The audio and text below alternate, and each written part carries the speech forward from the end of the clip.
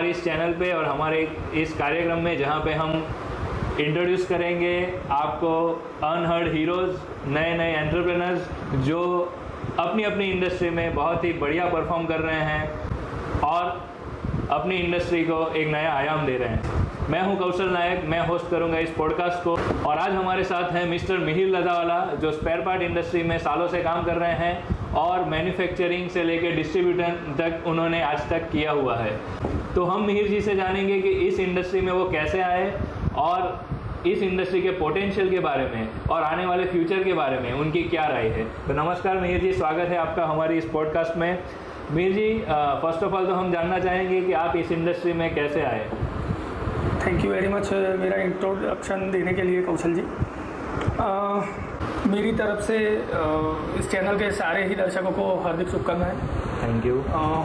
मैंने जहाँ तक मुझे पता है ये आपका पहला एपिसोड है, so very congratulations to you also. Thank you very much. जहाँ तक मेरा सवाल है तो मैं अपनी एजुकेशनल जर्नी से आपको बताना चाहूँगा। मेरा बैकग्राउंड है BE ऑटोमोबाइल। तो गुजरात की काफ़ी जानी मानी यूनिवर्सिटी है गुजरात टेक्नोलॉजिकल यूनिवर्सिटी, वहाँ से मैंने ग्रेजुएशन की पढ़ाई की। जाट का मैं कौशल जी बनिया हूँ, तो शुरू से ही मैं उस एटमॉस्फेयर में पला बढ़ा कि जहाँ पे बिज़नेस को काफ़ी ज़्यादा तवज्जो दी जाती है। तो मैंने जैसे ही मेरा ग्रेजुएशन कंप्लीट हुआ तो मेरी सोच यही थी कि मुझे खुद के बिज़नेस में आगे बढ़ना है। हालांकि एकेडमिक रिज़ल्ट मेरे काफ़ी अच्छे थे। अगर मुझे उस टाइम मैंने जॉब को चूज़ किया होता तो शायद ये स्ट्रगल के दिन भी मुझे ना देखने पड़ते और मैं इजीली सेटल हुआ होता। बट इंस्टेड ऑफ दैट मैंने बिज़नेस में अपना हाथ आजमाना शुरू किया। तो स्टार्टिंग से मैंने कुछ वेल नोन कंपनीज़ हैं। तो इनिशियली तो जब मैंने अपनी जर्नी स्टार्ट की तो मैंने कुछ वेयर एंड टीयर कंपोनेंट्स जैसे क्लच प्लेट, ब्रेक शू वगैरह की ट्रेडिंग से स्टार्ट किया था। काफ़ी सारे दिल्ली में, आपको तो पता ही होगा, आप भी इसी इंडस्ट्री से हैं। दिल्ली में काफ़ी मैन्युफैक्चरर्स हैं, उनके कांटेक्ट में आया, उनके टच में आया और वहाँ से मैंने गुड क्वालिटी के, अच्छी क्वालिटी के लूज़ मटेरियल मैंने प्रोक्योर किया और वहाँ से मैंने पैकेजिंग करके डिस्ट्रीब्यूट करना स्टार्ट किया। तो ये मेरे लिए पहला ब्रेक थ्रू था और काफ़ी मेहनत की मैंने, उसमें काफ़ी मशक्क़त लगी मेरी। और फाइनली एक रात जब मैं सोने जा रहा था तो मैं सोच रहा था कि क्या मैं इस डिस्ट्रीब्यूशन जैसे काम के लिए, तो मेरे ख्याल से मैंने BE नहीं किया था। एस्पिरेशंस काफ़ी थे, तो मैंने ये सोचा कि क्यों ना मैन्युफैक्चरिंग में भी हाथ आजमाया जाए। तो मैंने अपने 2 कॉलेज के क्लासमेट थे, उनके साथ में मैं दिल्ली शिफ्ट हो गया और वहाँ पे मैंने 2 व्हीलर कंट्रोल केबल्स से रिगार्डिंग मैन्युफैक्चरिंग का काम स्टार्ट किया। काफ़ी सालों तक काम किया और आफ्टर मैरिज मैंने वही काम गुजरात में शिफ्ट कर लिया है और काफ़ी अच्छा चल रहा है अभी। बढ़िया है मिहिर जी। तो मिहिर जी, बहुत टाइम से हम देख रहे हैं, मतलब from the beginning 2 wheeler industry India के अंदर बहुत बड़ा है। 2 व्हीलर का मार्केट इंडिया का खुद का बहुत बड़ा है और दुनिया का नंबर 1 मैन्युफैक्चरर और एक्सपोर्टर इंडिया बन चुका है काफ़ी सालों से। लेकिन हम देख रहे हैं कि ये इंडस्ट्री फ्रॉम द डे 1 अभी तक भी हम देखें तो 2 व्हीलर इंडस्ट्री में जो सर्विस सेक्टर है, जहाँ पे हम कंपोनेंट की बात करें या 2 व्हीलर सर्विसिंग, रिपेयर, मेंटेनेंस की बात करें, तो ये इंडस्ट्री मेजरली अनऑर्गेनाइज रहा है, जिसकी वजह से बड़े बड़े इन्वेस्टर्स या बिजनेस हाउसेस की नज़र अभी तक गई नहीं है। तो मेरे क्या रीज़न है कि ये इंडस्ट्री अभी तक अनऑर्गेनाइज सेक्टर की तरह ही काम कर रहा है? देखिए कौशल जी, अनऑर्गेनाइज्ड बिजनेस के तौर पे इस इंडस्ट्री के काम करने के काफ़ी सारे रीजंस हैं। जनरली क्या होता है, कोई भी इंसिडेंस अगर आपको बारीकी से देखना है तो आपको उसके ओरिजिन से उसको एनालाइज करना पड़ेगा। तो अगर हम इस इंडस्ट्री के ओरिजिन से उसको एनालाइज करना स्टार्ट करें तो जिस टाइम हीरो की एंट्री हुई मार्केट में, हीरो होंडा की, जिस टाइम बजाज स्कूटर्स, चेतक वगैरह चल रहे थे, उस टाइम ये था कि हीरो और बजाज और काफ़ी सारी कंपनीज़ के पास खुद का डीलर नेटवर्क नहीं था। तो जितनी भी बड़ी सिटीज़ थी, Tier 1 या Tier 2 सिटीज़ उस टाइम की जो भी थी, वहाँ पे उनके डीलर्स थे। बट स्मॉल एरियाज़ में आप अगर देखेंगे तो आज की डेट में भी टू व्हीलर छोटे छोटे कस्बों में, छोटे छोटे गांव में सबसे ज़्यादा यूज़ होता है। तो वहाँ पे वो लोग सिटी से जाके खरीद के तो ले आते थे, बट मेंटेनेंस करना काफ़ी टफ था, राइट। तो उस टाइम कई सारे लैम्ब्राडो वगैरह के मैकेनिक थे, तो उन्होंने खुद का गैरेज चालू किया है। तो अगर छोटे गांव कस्बों से अगर आप आते हैं तो आपको पता होगा कि आपको अगर लोकली ही सर्विस प्रोवाइडर मिल जाता है तो फिर आप शहर की तरफ नहीं जाते। तो यहाँ से कंज्यूमर को ये आदत हो गई कि वो डीलरशिप से भी अपना टू व्हीलर मेंटेन कर सकते हैं और लोकल गैरेज से भी करवा सकते हैं। ये वन ऑफ रीज़न हो सकता है। दूसरा रीज़न ये है कि उसके बाद जिस तरीके से इंडस्ट्री बढ़ी है तो टू व्हीलर सेल करवाना बहुत उसको मेंटेन कर पाना काफ़ी मुश्किल है, क्योंकि अगर नंबर की बात करें तो हर साल अगर कोई पूरे इंडिया का डीलर नेटवर्क मिला के सारी कंपनियों का अगर 20 लाख टू व्हीलर बेच रहे हैं या 25 लाख या 30 लाख टू व्हीलर बेच रहे हैं तो वो प्रोसेस ईजी है। बट उसके पीछे अगर 20 करोड़ या 21 करोड़ टू व्हीलर उनको मेंटेन करना है तो वो मेरे ख्याल से उनके बस की बात नहीं है। तो यही रीज़न है कि सालों से ही ये अनऑर्गेनाइज्ड तरीके से आगे बढ़ रहा है और आज की डेट में भी यही है। तो मेरी ये इंडस्ट्री जहाँ तक मुझे नॉलेज है आजकल इंडिया में करीब हम आरटीओ पोर्टल की बात करें तो उनका कहना ये है कि इंडिया के अंदर करीब करीब 21 करोड़ टू व्हीलर रोड पे घूम रहे हैं। और काफ़ी रूरल एरियाज़ तो ऐसे भी हैं जहाँ पे कंज्यूमर्स या कस्टमर्स का इलेक्ट्रिक व्हीकल कस्टमर्स का व्हीकल अगर पासिंग उसका ख़त्म भी हो जाता है फिर भी वो लोग उसको रीपासिंग नहीं करवाते या ऐसे ही यूज़ करते हैं। तो उस हिसाब से अगर माना जाए तो करीब करीब इंडिया के अंदर 22 से 23 करोड़ टू व्हीलर रोड पे घूम रहे हैं। और उस हिसाब से अगर कयास लगाया जाए तो इंडिया की स्पेयर पार्ट इंडस्ट्री कम से कम लगभग अराउंड 1 लाख करोड़ से भी ज़्यादा का टर्नओवर पर ईयर करती है। तो जीडीपी के अंदर बहुत बड़ा हिस्सा टू व्हीलर इंडस्ट्री का 100% है। फिर भी ये कंपनियां जो हैं टू व्हीलर कंपनियां हैं जो मैन्युफैक्चरर हैं वो इस इंडस्ट्री को अवेयर करने के बारे में, ऑर्गेनाइज करने के बारे में कुछ इनिशिएटिव लेती दिख नहीं रही है। उसका क्या रीज़न हो सकता है, आपको क्या लगता है?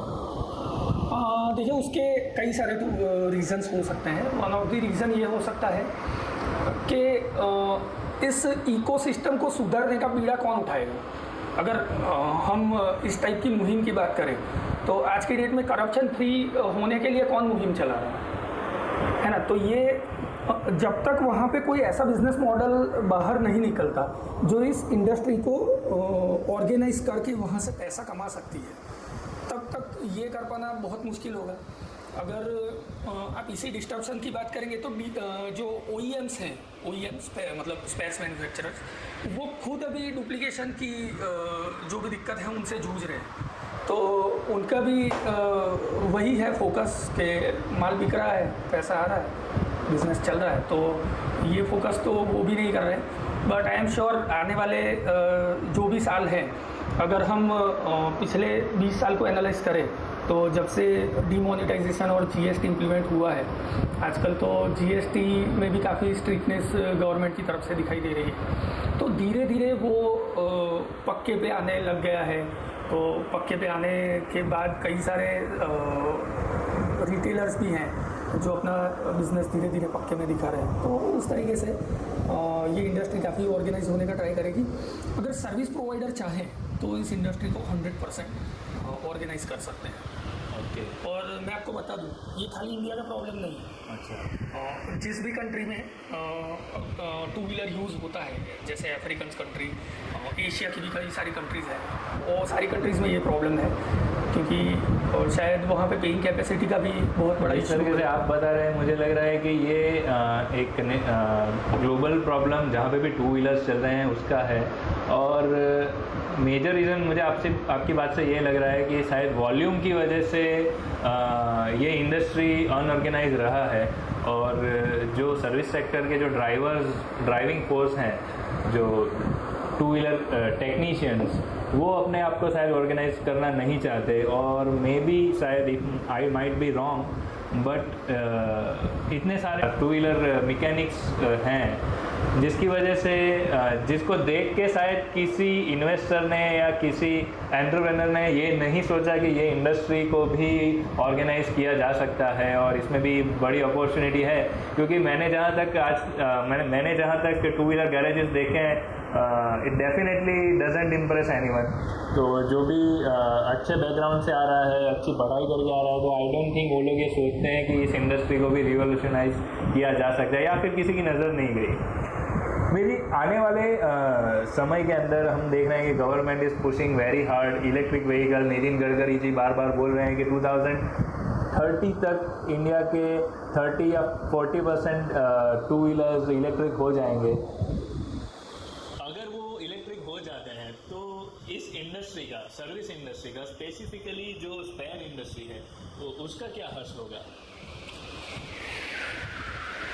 देखिए कौशल जी, अभी तो हम जो बात कर रहे हैं वो शायद हाइपोथेसिस ही है, क्योंकि अभी तो शायद ईवी का ही फ्यूचर डिफाइंड नहीं है, ना ही गवर्नमेंट पॉलिसीज इतनी क्लियर है। और ईवी के अलावा भी कई सारी टेक्नोलॉजीज़ पे काम हो रहा है, जैसे आपने हाइड्रोजन सेल के बारे में भी सुना होगा। कई सारी ऐसी टेक्नोलॉजीज़ हैं, बायोफ्यूल से भी टू व्हीलर के से रिगार्डिंग कई सारी कंपनीज R&D कर रही है। इनफैक्ट मेरा जहाँ तक मानना है, अगर ईवी ही आने वाला फ्यूचर है, फिर भी स्पेयर पार्ट इंडस्ट्री को इतना बड़ा नुकसान जाना मुझे पॉसिबल नहीं लग रहा। डेफिनेटली कई कंपनीज़ हैं, कई बड़े OEMs हैं, हो सकता है उनको अपना पोर्टफोलियो चेंज करना पड़े, राइट, ये पॉसिबल है। हो सकता है कई इंडस्ट्री को नुकसान हो, जैसे इंजन कंपोनेंट मैन्युफैक्चरर्स हैं, उनको कई तरीके से नुकसान हो सकता है, बट उसकी अवेज में बैटरी मैन्युफैक्चरर्स, चार्जर मैन्युफैक्चरर्स और भी इलेक्ट्रॉनिक कंपोनेंट्स बनाने वाली कंपनीज़ हैं, उनको काफ़ी फ़ायदा हो सकता है। मेंटेनेंस की अगर बात करें आप, तो सेल इक्विलाइजर्स, कई केस में छोटे मोटे मेंटेनेंस, जैसे कि कनेक्टर सॉकेट क्लीन करना, उसके अलावा मोटर रिवाइंड करना, ऐसे कई सारे बिजनेसेस छोटे मोटे ऐसे भी हैं जो आने वाले फ्यूचर में पैदा भी हो सकते हैं। तो इस इलेक्ट्रिक व्हीकल के आने से हमने देखा कि जब गवर्नमेंट ने FAME 2 को इनिशियली पुश किया था, तो गवर्नमेंट का यही इनिशिएटिव रहा था कि मेड इन इंडिया प्रोडक्ट को और बढ़ावा दिया जाए, और जो सारे इलेक्ट्रिक व्हीकल मैन्युफैक्चरर्स हैं वो इंडियन कंपोनेंट्स को एडॉप्ट करें, इंडिजीनियस प्रोडक्ट बनाएं, और उसका बेनिफिट सबको मिले और इंडस्ट्री ग्रो हो। लेकिन जो गवर्नमेंट ने सोचा था उससे कुछ बहुत ही अलग हुआ। ज़्यादातर इलेक्ट्रिक व्हीकल कंपनीज़ ने अपने डेटा को मैनिपुलेट किया, और अभी हम देख रहे हैं कि करीब गवर्नमेंट के पास 10 लाख से भी ज़्यादा सब्सिडी के क्लेम आके रिजर्व पड़े हैं, जिसमें से करीब 6 लाख क्लेम्स गवर्नमेंट ने ऑलरेडी पास कर दिए हैं। लेकिन अभी भी 4 लाख क्लेम ऐसे हैं जो गवर्नमेंट ने उसको स्टक रखा है, और हाल फिलहाल आ रहे न्यूज़ के मुताबिक Hero Electric, Okinawa Electric, Ampere Greaves Motors जैसी कंपनियों को पेनलाइज किया जा रहा है, और उन्हीं के पास ये सब्सिडी का अमाउंट रिसीव करके अभी गवर्नमेंट ये कर रही है कि वो ही पैसा वापस सब्सिडी एज जो कंज्यूमर को देनी थी वो दिया जाए। तो होपफुली ये इंडस्ट्री में जो कस्टमर को अभी तक सर्वाइव करना पड़ा है वो तो फ्यूचर में नहीं होगा। बट हाँ, ये बात से मैं भी सहमत हूँ कि आने वाले सालों में इलेक्ट्रिक इंडस्ट्री का फ्यूचर ऑब्वियसली ब्राइट है। बट जो 1 साल पहले हम सोच रहे थे कि शायद बहुत बड़ा रिवॉल्यूशन आ रहा है और बहुत बड़े चेंजेस आएंगे इस इंडस्ट्री में, टू व्हीलर इंडस्ट्री में, तो वी डोंट थिंक सो कि ये electric vehicle industry beyond a some point आने वाले सालों में जाने वाला है। होपफुली आप और हम जैसे एंटरप्रेनर्स आके इस इंडस्ट्री को रिवॉल्यूशनाइज करेंगे और इस इंडस्ट्री को ऑर्गेनाइज करके आगे लेके जाएंगे, और जो गली नुक्कड़ पे जो मैकेनिक्स है उनको एलिमिनेट नहीं करेंगे, लेकिन उनको अपस्किल किया जाएगा, बहुत सारी ट्रांसफॉर्म किया जाएगा, और इस इंडस्ट्री का फ्यूचर और भी बेटर बनाया जाएगा। एक्चुअली अगर मैं कौशल जी आपकी बात को यहीं पे अटका रहा हूँ, क्योंकि मुझे लगा कि एक पॉइंट मुझे यहाँ पे रखना चाहिए। जिस तरीके से नई टेक्नोलॉजी एडॉप्शन टू व्हीलर के केस में हो रहे हैं, जैसे BS6 first version, second version electric vehicle, तो ये वो चांस है जहाँ पे इस इंडस्ट्री को रिवॉल्यूशनाइज किया जा सकता है, इस इंडस्ट्री को ऑर्गेनाइज किया जा सकता है। क्योंकि जो भी पुराने मैकेनिक थे, जो हीरो पूप लामराडा वगैरह के मैकेनिक थे, वो तो शायद आने वाला टाइम जो है वहाँ पे रिटायर भी होने लगेंगे। बट जो नए मैकेनिक हैं, जो यंग ब्लड है, वो लोग शायद टेक्नोलॉजी को सीख के आगे भी बढ़ेंगे। और मेरे ख्याल से आजकल का जो कंज्यूमर है वो भी बहुत सारा अवेयर हो चुका है और उनको भी अपना सर्विस रिकॉर्ड चाहिए। और जो प्रीवियस इंडस्ट्री था, बिफोर BS6 का जो एरा था, तब वो टाइम था कि जब कोई अनपढ़ भी मैकेनिक बन सकता था, लेकिन BS6 और इलेक्ट्रिक आने की वजह से शायद अभी वो चांस नहीं रहा कि कोई पढ़ाई छोड़ के 2 व्हीलर मैकेनिक बन सकता है। तो शायद जैसे पढ़े लिखे लोग इस इंडस्ट्री में आएंगे, वी होप कि ये इंडस्ट्री भी और ऑर्गेनाइज होगा। So Mihir ji, thank you very much for your time, hoping to see you again. कुछ ऐसे इंटरेस्टिंग टॉपिक पे हम आएंगे, आपको वापस बुलाएंगे। Thank you very much viewers for listening to us. Have a good